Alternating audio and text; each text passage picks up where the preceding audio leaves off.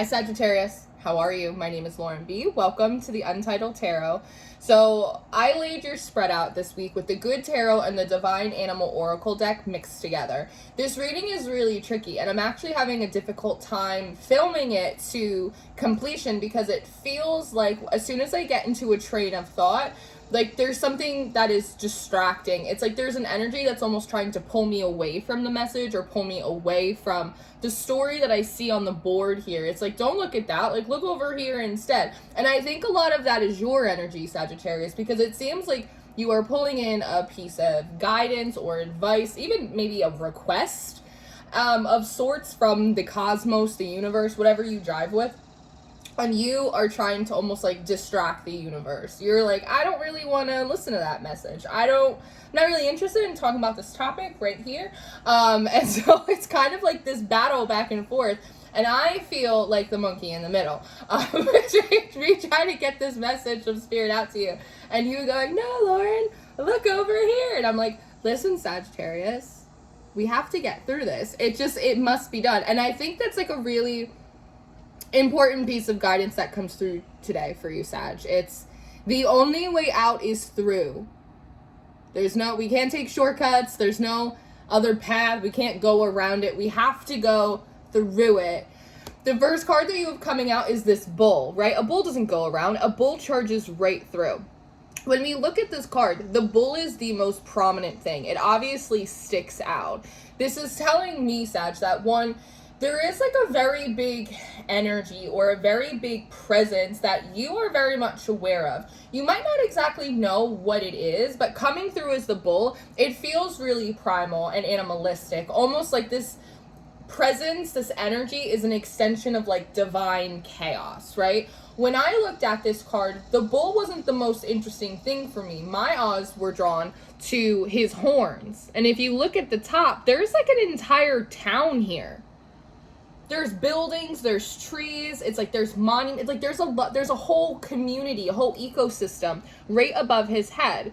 And with all of this lightning up top, it's very obvious to you that there is a huge primal energy sort of moving through your area. It's like a storm. It's like it's moving through your town, or it's moving through your collective or your community, your family, work, like whatever it is. It's very obvious that there is an energetic presence that is affecting the all.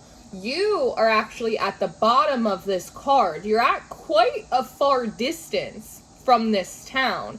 And it feels like you're pulling in just a few streams of this lightning. Maybe it almost reminds me of like test strips, like when you're testing the pH of something, just to see what it is. Can you discern it? Try and maybe make sense of it for other people to kind of guide them. But you're doing it, again, at like such a far distance. It's very clear that like you would rather be sort of on the outskirts, an observer trying to make sense of this energy, than sort of be up in here experiencing it with everyone else. You'd much rather be an observer than a participant. And even this feels like I'm only pulling in just as much as I have to because I don't want to get involved in this energy. With that being said, this presence here is such a huge primal force that even if you're on the outskirts, it's like you're still experiencing it too. You're like, I'm intentionally going to pull in just a few streams, and this bull's like, okay, well, you just pull in a few streams, Sagittarius. You don't realize that even at a distance, you are just as affected by this energy as like everyone else. Now, the 8 of Earth, that's not right. The 8 of Water, and then the 8 of Air, the 8 of Air and the 3 of Water come up next. So this is sort of a fun combination for me.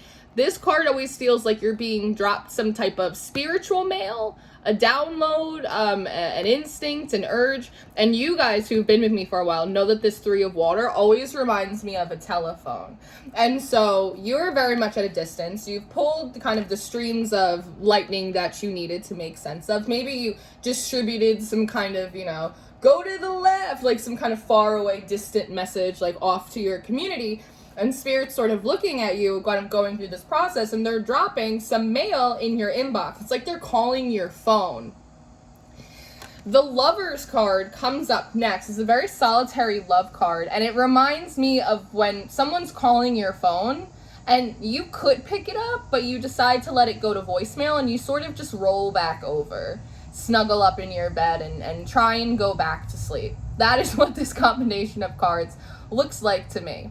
The thing is that I feel like the phone won't stop ringing. Or have you ever sort of missed a call, or you've missed a text or an email, and then 2 minutes later it's like you get another alert, hey, you have a missed text, and then you get like a little buzz, hey, you have a missed call, another buzz, hey, you have a voicemail. Like, it's irritating. It's relentless, this energy feels like. So you start coming out as this messenger of fire. It's very dark back here, so I kind of still feel like you're in the depths, which is interesting because on land, like in real life, you are serving people, you are helping them. It's like you are doing what you're supposed to be doing, but like physically it looks like you keep quite a distance. You like to maintain your own space. But with being really down here deep in the water, it also feels like there is an energetic distance that you have between you and the people that you're relaying things to. There's an emotional distance as well. Part of it, I think, is to preserve like this safe space, or this it feels very Four of Wands. It's like this sanctuary that you've created for yourself in your own little world. So this messenger of fire feels like you're really kind of fired up and annoyed about the fact that this spirit mail keeps coming in for you. It reminds me of in Harry Potter when Mr. Dursley hides all of Harry's letters, and then they just start coming through the mail slot, and they start coming through the windows, and it's like they're on top of the car, and they're sitting on the roof, and there's a million owls. It's like, why are you calling me at home?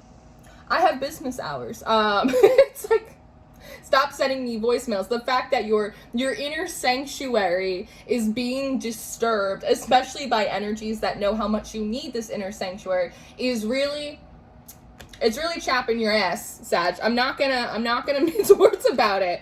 But eventually it feels like you do pick up. It's almost like getting off of this line. You're like, fine, what do they want? Get up. A magician's on the other end of the phone. Now, this is sort of funny for me because immediately upon realizing who or where this message is coming from, even though you're annoyed, you kind of stiffen up a little bit. The magician's a really powerful energy. The magician is an alchemizer, so they can work well in any element. In earth, in water, in electricity, fire, air, it doesn't matter. They can turn lead into gold, right? And so there is something about this energy that you have enough respect for that you will sort of listen to what they have to say. And what they have to say has to do with this chameleon card. It says change. There's a change that is being suggested to you, Sagittarius, in the way that you're approaching your work or your service, how you interact with other people. What comes through with this chameleon card is Sagittarius. So this is where it gets tricky. Okay, so stay with me. Do you see how there's sort of this arrow right here? You're an archer.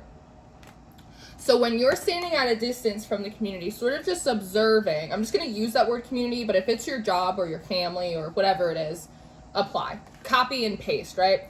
So when you discern this information and you go to help or you go to deliver the message or make sense of it for other people, it's sort of just like in Sagittarius fashion. You kind of set your bow and arrow out. It's like you sending a carrier pigeon.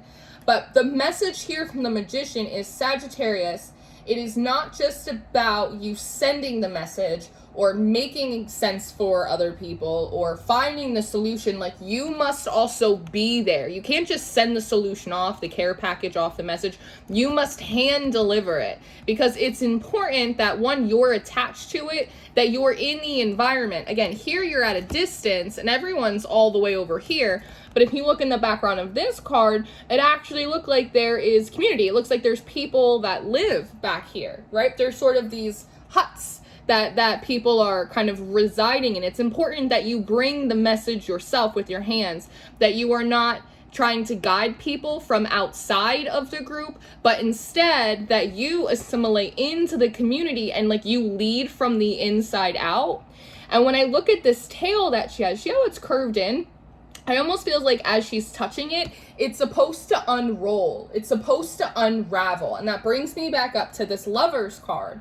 That the idea of having to sort of I don't know, like be amongst the people, like be in really close proximity to them, to be like there to hands-on deliver a message and not just give it, but like show people how it works and like really it's very Queen of Wands energy. I always say that the Queen of Wands is seen as the most confident queen, but it's because she's the most hands-on queen. Her confidence comes from experience. So there's something important here about you being like really hands-on with the people, like very close in emotional and physical proximity. When you deliver these messages, or when you have these solutions, or when you go in to accomplish something. And that feels like being a chameleon for you. That feels like, I have to change. Like, why do I have to change? Why do I have to come out of my watery layer type of thing? But part of the message here is that you have this aspect in you already. It's just been lying dormant for a really long time. And you have kind of, this bowl says sacrifice. You kind of have sacrificed that emotional intimacy or that closeness with others. Again, you're still doing your job. Like, you're still clocking in and clocking out at the end of the day, but it's like that closeness, like I see you and we're gonna work this out together. And again, really like nose to the grindstone about it. Like that has always been a part of you, but it has been sacrificed. Like it has been submerged for a long time now. And that is wanting to shift for you to unravel, to kind of get out of bed, to go and be amongst the people. It's not that you're changing you, it's just bringing out another shade of you, bringing out another color of you that already exists, but again, has sort of been blotted out by all this blue in the water. Now, the Queen of Air, the Star, and the Moon come up next. So these are really kind of wild energies right here. Just initially, these feel like a spiritual initiation. The Moon and the Stars, it's like they're really high up, right? And so there is this idea of this process is supposed to help you elevate, Sagittarius. It's supposed to help you come up higher. It's a different type of wisdom. And maybe previously you have found wisdom in moments of isolation, in moments of distance with everyone. Like that's how you gain perspective. That's how you gain stillness or clarity. But you can also find wisdom like in action, in the environment, like amongst everything else. You may actually be able to pull in more wisdom because you're getting a much closer look at not just the energy, but how it's impacting the people around you, which allows you to be of a greater assistance or give even better advice. Does that make sense? I hope that makes sense for you. So these energies are meant to sort of pull you up. It's a request of something for you to do in your physical life, but there is a spiritual connotation to it. There's a spiritual element to it. Now, this Wolverine card comes up next. And so when I'm looking at this card, I feel things like passion, fierceness, focus, like really locked in. There's a sense of bravery or courage here. You're being asked to be brave, to be courageous, to be, again, in close proximity to the people or the place that you're actually like trying or wanting to help, right? And it's almost like, obviously there's this warrior aspect here, so it's like you can protect it better, you can lead better, sort of in the trenches than high up on the hill. But this Queen of Water comes up next, and this is the avoidant, I don't want to hear you type of energy. You're going, no, like that's exactly why I don't want to do this, is because I don't want to be big. I don't want maybe the spotlight on me. I don't want to be fierce. I want to be flowy. I want to be watery. I want to be left alone. I want to maintain this very calm, sacred space that I have. You're telling me that I'm going to elevate into these energies. I'm actively avoiding these energies. Like, what don't you understand? Like, I just see you kind of going through this back and forth, which is funny for me as an observer, but probably really challenging for you as a participant, which is why I send that bull card. Like, even if you are at a distance from this energy that you're seeing other people go through, like, you are experiencing it yourself as well. You're just closer to the project, so you don't realize how it's impacting you. But you're turning away from this. You're like, I don't want to be more fierce. I don't want to be loud. I don't want to be of fire, which is funny because you're a fire sign. I don't want to be of fire. I want to be of water, right? So the Five of Earth comes up next. And so it's this idea of like you hiding. almost like hiding or negotiating. I'm gonna go back to my watery layer. I'm gonna hide. If I be very still, the universe won't see me. Or then it's almost like going through stages of grief. Then you start negotiating. You're like, well, if I do enter the community, like maybe I can just hang out in the background of the community. Like I'll be closer than I was before, but I'll just kind of blend in with this tree here. Like it's just really funny to see kind of this pissing match that is going back and forth. But in this Three of Earth, if you notice, there's sort of this little light kind of illuminating right here. Why? I don't know. But the Five of Water comes up next. So as you're sitting here kind of feeling like, maybe I have to, like maybe I can't get out of this, like maybe this is not a negotiable, like I don't know. It feels like all of a sudden, like you get pulled. You just start getting pulled through and out of the water that you have become very comfortable and accustomed to. And when you land out of the water back onto the shore, you're here as the Queen of Earth. It's almost like being taken to a surprise party that you don't want to go to, and it's like they've already adorned you. You're already dressed up. They're already making you as visible. You have these big horns. It's like there's no missing you. You cannot. It's something about how when you get pulled out of this water and put back on land, smack dab in the center of this community, there is no hiding for you because spirit, the conditions of arrival, whatever it is making you stand out as so strong and so big, like such an authority. It's like the authorities here, Sagittarius has arrived, and you don't like that because you'd rather just kind of slip through the back door, but they're definitely like ushering you in, like the main entrance with all the cameras. So there's this little butterfly that lands on your shoulder, and it's followed up by the Page of Fire. So it feels like the second that you get on land, like the second you're dropped in the center of this community, someone is already coming up to you, and it's this Page of Fire. This feels like someone that has been, and this is the interesting thing, they've been in this environment, they've been in the trenches, they've been very close to the community. As a page, this energy, she feels really mature, but as a page, it's this energy of being a student, right? Like constantly learning something new, like very much on the ground floor level of everything, learning by example. And this card always has such a notion of like transformation in it, doesn't it? And there's something that's supposed to be highlighted to you as well, because your cards look kind of bland. No offense, but this looks kind of bland. This looks sort of bland. It's like this, again, it's just a little bit muted. And as a Sagittarius, it's like you're not really meant to be muted in that way. Whereas this Page of Fire, even though they've been kind of deep in the lightning, deep in the electricity, like it's kind of had this wondrous bioluminescent, interesting, effect on them. And so they immediately, when you walk from the front door, you're greeted by this character. It's like, hey, Sag, I heard that you were coming. What's going on here? Like, how are you doing? Let me tell you all of the things that I've learned here by traveling these spiritual streets, like whatever it is.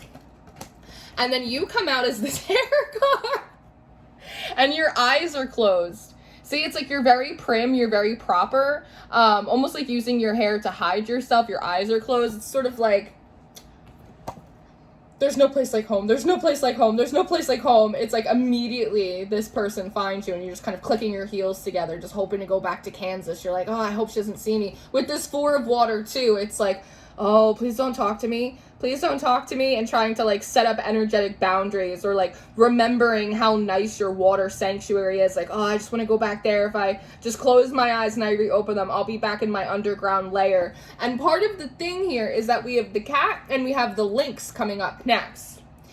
They actually have a big tiger in their card as well. So there is something funny here about cats. I don't know if you don't like cats, or there's a cat that's been around you and you're suspicious of it, but there's all of this like feline energy, which for me, it talks a lot about the occult. It talks about magic. It talks about intuition, protection, even like dark feminine energy, any of that stuff. But it feels dangerous to you for some reason. Again, these things don't have to be dangerous, but there's something about, I'm in the middle of this place, people are too close to me, please don't see me, please don't touch me. Like, it's the idea of like, this energy is going to trap me. I'm going to get stuck in this collective, or I'm going to get stuck in this trench, or I'm going to get stuck in, this chaos frequency with everyone else instead of being on the outside, and then I'm gonna end up with a funny haircut like this girl, and like, what the fuck, like, it's that sort of, that's what it's like, there's no place like home. There's no place like home.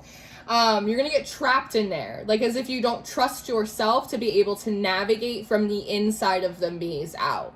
But that's not true, because the Ten of Fire comes up next, and this card always comes through a lot to me like soul contracts with justice coming. And so there seems to be something that this feeling, the resistance to you being in closer proximity to the community, being much more accessible, emotionally connected and vulnerable with other people, as opposed to sort of being at arm's length. The resistance to that is more interesting and important than what you actually do in there. We are the most fascinating things, right? It's like, it's your resistance to it that is the important part. And there's something here with this justice and this Ten of Fire about like, Sagittarius, like there's a need to balance this, because this is something that has rolled over from a previous life, from a previous experience that you've had in this life. And I'm going to show you these 3 cards, and I'm going to create a synopsis for you. So it's almost like with this Messenger of Water, they're trying to meet you on your level and give you this message again with the 3 of Earth and then the Seahorse, which says equality. And so one of the things that's coming through is, Sagittarius, like, where did this come from? Where did this resistance to emotional intimacy, or where did this need, it feels like a need to be sort of an observer on the outskirts and be at a distance from people, or be at a distance from the energy, or again, not be kind of mixed within the muggles? Like, where did this come from? Look through with this 3 of Earth. Look through, look into the past and like see where this came from. And maybe if you do that, you'll recognize that there's sort of a need to balance it, because this is like a trigger or a wound for you. You may find that it has to do with this equality card. Maybe in the past you've had a friendship or close groups of people and you gave them a lot, and maybe you felt taken advantage of, right? Like, so there is something about the fact that you know that you're naturally kind of a giver. You love to love, you love to give, like you love to help people, like any place you can, but it's bitten you in the ass time and time before. And it was in your mind because of this close proximity. I got too close, or I got too attached, or I let people too close to me, right? And with all of these cats talking about intuition, I even wonder if it's like, I don't want people to be too close to me because I don't want them to see me for like who I am, because they're not going to like it. Because the last time I let someone close to me to see who I am, they hurt me or they rejected me. Or do you kind of see where this thread is sort of going here? But the main message that comes through is, yes, Sagittarius, like at a far distance, you are able to give people the help, the advice, the guidance, the messages, whatever it is that you're doing, from a distance that is safe for you. However, because you were at so much of a distance, other people can't return energy back to you. Again, equality. You can give it from over here, but if you actually want equal energy exchanges, which is maybe what you didn't have in the past, right? I gave and I loved and I never got anything back, except maybe heartbreak or frustration. That situation cannot be rectified if you cannot allow people close to you. You can send a message out to them, but they can't reciprocate that energy. They can't give you a message back. They can't send you back love. They can't exchange energy with you, return it. Like, they can't do it at such a far distance. Maybe you can, Sag, but like, you're a different person. Like, a lot of people can't do that. They can't send you love from this far distance between this bowl. So you may actually find that conquering this fear of being in close proximity to other people, again, being sort of on the ground floor level, even though it's scary for you, you may find that there's like a much quicker return on the investments and the effort and the labor and the work that you're putting into this place or putting into this people, because you'll be close enough to them that they can actually hand you some love or some appreciation back. Does that make sense? This is a cycle. This is a pattern within yourself, whether you inherited it through birth, whether it was conditioned into you by experience. It's a problem. It limits you. It has allowed you to create this inner sanctuary, right? And no one can come in here if you don't want them. This will always be yours. But if you actually want a little return on your investment, you're going to have to be where the bank is, right? And the bank is on the ground floor with the rest of the town. So this is what I have. I am going to go do an extended reading. If you're interested in your extended reading or your monthly reading for August, those will be the first 2 links in the description box. If you're interested in workshops, one-on-one sessions, weekly meditations, extended readings, any of that stuff, go to my Patreon and you can go to my website. It's all listed there for you. I love you very much. Keep going. The only way out is through. See you next time.